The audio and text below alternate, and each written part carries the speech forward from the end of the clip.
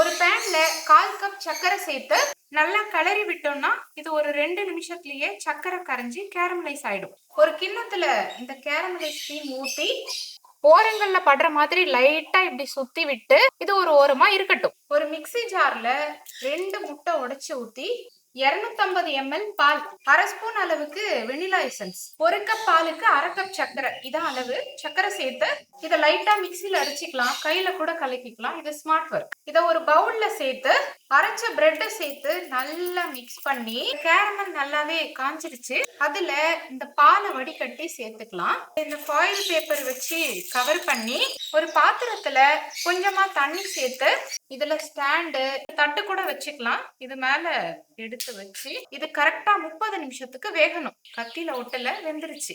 இது ஒரு 2 மணி நேரத்துக்கு ஃப்ரிட்ஜ்ல இருக்கட்டும். கத்தி வச்சு ஓரங்கள்ல ஜஸ்ட் கட் பண்ணி விட்டுட்டு மேல ஒரு பிளேட் வச்சு திருப்பி விட்டா பிரெட் புட்டிங் ரெடி. இவ என்னோட பொண்ணு, இன்னைக்கு இவளுக்கு 8வது பர்த்டே. ஸோ இவளுக்காக தான் இந்த புட்டிங். இன்னைக்கு இந்த மாதிரி கட் பண்ணுவாங்க. எப்படி இருக்குமா? சூப்பரா இருக்கு.